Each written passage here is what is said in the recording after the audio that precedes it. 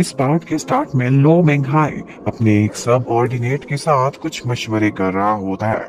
वो कहता है कि मुझे तो डिलिन ने चकरा के ही रख दिया है। एक्चुअली लो मेंगहाई के गलत फैसलों की वजह से डीमंस कबीला फार ईस्ट में बहुत आगे तक चला गया था और अब वो अपने इन गलत फैसलों को छुपाने के लिए लोगों को सजा देना चाहता था। लेकिन उससे पहले ही डिलिन लोगों के लिए एग्जीक्यूशन के ऑर्डर्स मांग रहा था। उसके लिए ये बात बहुत हैरान कर देने वाली थी। डिलन से तो उसका हर टाइम ग्रोज ही रहता था। वो उसे भी कामयाब नहीं होने दे सकता था और खुद भी लोगों को रास्ते से हटाना चाहता था। अब वो क्या फैसला करेगा, उसको काफी कंफ्यूजन थी। पर उसके बाद हमें कोर्ट का सीन दिखाते हैं जहां पर मिलिट्री ट्रायल चल रहा होता है। लोगो कटहरे में खड़ा होता है जबकि डिलिन और लो मेंघाई वो लोग ये केस सुन रहे होते हैं। लोगों पर ये इल्जाम था कि उसने एनिमीज का साथ दिया था और उसी की ही कमजोरियों की वजह से एनिमीज इतने आगे तक पहुंचे हैं।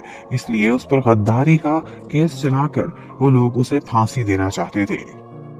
लेकिन यहाँ पर वही लेडी ऑफिसर वो अपने ऑफिसर लोबो के लिए आवाज उठाती है कि वो ऐसा कभी भी नहीं कर सकता, वो एक लॉयल ऑफिसर है। लेकिन डिलन वो उनकी बातें मानने को तैयार ही नहीं था।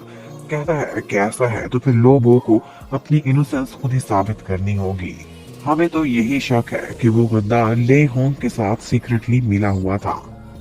लोबो इस बात पर काफी शोर मचाता है और भी बहुत सारे लोग जो उसके फ्रेंड्स थे या उसके सबऑर्डिनेट थे वो भी उसके लिए आवाज उठाते हैं, खड़े होते हैं, प्रोटेस्ट करते हैं कि इतने लॉयल ऑफिसर को आप गद्दार नहीं कह सकते। तो यहाँ पर माहौल ही ऐसा बना देता है डिलिन कि लो मिंगहाई को लोगों के लिए बोलना पड़ता है। कहता है कि ठीक है, थोड़ी जगहों पर हमें हार भी हुई थी लेकिन वारन फोर्ड को आखिरी टाइम तक इसने बचाए रखा था, इसको क्रेडिट मिलना चाहिए।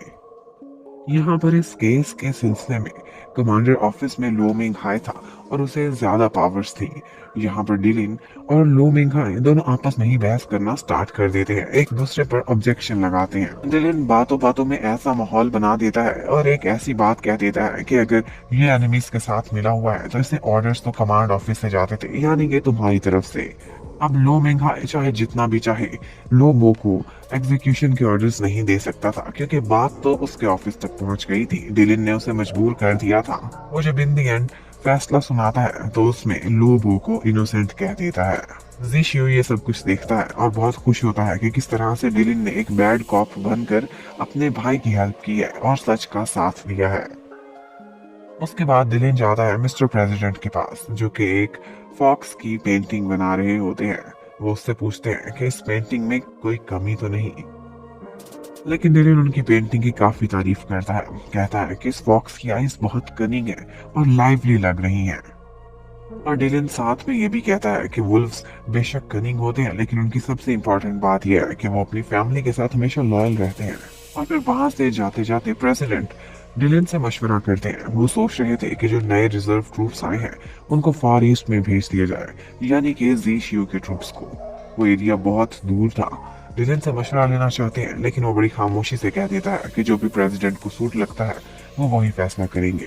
उधर हमें दिखाते हैं कि जी शियू के कैंप के वो सिपाही जो नए भर्ती हुए थे वो बहुत शरारतें करते हैं, कैपिटल में आते हैं और बहुत लोगों को भी सताते हैं और अपनी खेल भी जारी रखते हैं। और जीशियो भी उनको देखकर हैरान होता है कि मेरे कैंप का नाम है और ये नमूने क्या क्या काम करते फिर रहे हैं। इतने में एक सिपाही उसके पास आता है और नया ऑर्डर उसको ला कर देता है। जीशियो ने अब अपना कैंप लेकर फार ईस्ट के एरिया में सपोर्ट के लिए जाना था। जीशियो हर ऑर्डर मानने के लिए तैयार था। वो यही सोचकर तो आर्मी में आया था, लेकिन प्रॉब्लम ये था कि उसने आज ही रात जाना था। ये बात सुनकर जीशियो बहुत परेशान हो जाता है कि आज रात ही क्यों। ऐसे में आनिंग से उसे बहुत डांट पड़ेगी क्योंकि आज बहुत स्पेशल दिन था। आज उन लोगों ने आनिंग की 18th बर्थडे की सेलिब्रेशंस करनी थी। जीशियो जब घर वापस आता है तो आनिंग उसे देखकर बहुत खुश होती है और वो उसके लिए येलो बुके लेकर आया था। लेकिन फिर भी आनिंग कहती है कि मैं बहुत खुश हूँ, मुझे येलो कलर के फ्लावर्स सबसे ज्यादा पसंद है।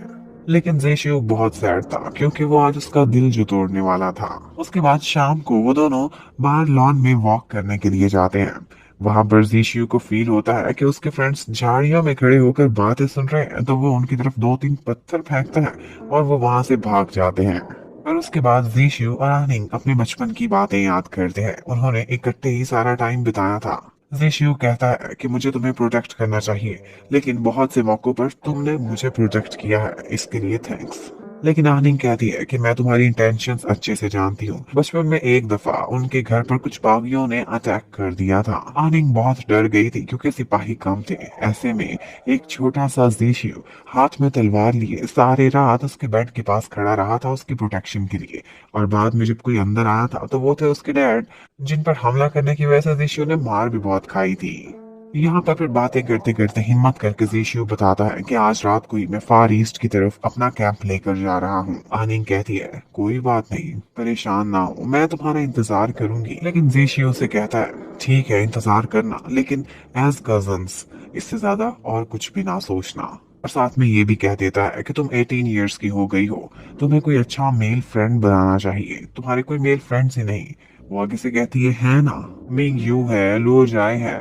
लेकिन विशु शर्माते शर्माते कहता है कि मैं इस टाइप का नहीं, उस टाइप का फ्रेंड कह रहा हूँ जैसे स्टर्लिंग और कार्डा है। आनिंग एकदम हैरान हो जाती है, क्या उस टाइप का फ्रेंड? और जीशु पर गुस्सा करने लगती है कि तुम मुझे इस तरह की बात कैसे कह सकते हो। और ये सुनते ही एक फव्वारे की तरह उसकी आंखों से आंसू बहना स्टार्ट हो जाते हैं, और वो भी नॉन स्टॉप। जीशु को बहुत अफसोस होता है कि आज के दिन मैं उसे ये ना कहता, उसको ना रुलाता, मैं कितना बुरा हूँ। पर जो होना था वो तो हो गया। उसके बाद जीशु बैठता है अपने घोड़े पर, अपना कैंप लेता है और वहां से जा रहा होता है। आनिंग भी सैड खड़ी होकर खिड़की में से ये सारा कुछ देखती है। और जीशु जाते जाते बचपन से लेकर बड़े होने तक जो भी टाइम उन्होंने खुशी का गम का इकट्ठे गुजारा था वो सारा याद करने लगता है। और फिर ये सोचता हुआ वहां से चला जाता है कि मेरे बगैर किसी और के साथ, किसी अच्छे इंसान के साथ आनिंग ज्यादा खुश रहेगी, वरना उसकी सारी लाइफ सिर्फ वेट करते ही गुजर जाएगी। उधर आनिंग अपनी 18th बर्थडे पर एक विश मांगती है, और वो विश होती है अपने लिए नहीं बल्कि जीशु के लिए ब्लेसिंग्स। और यहीं पर ही ये पार्ट खत्म होता है।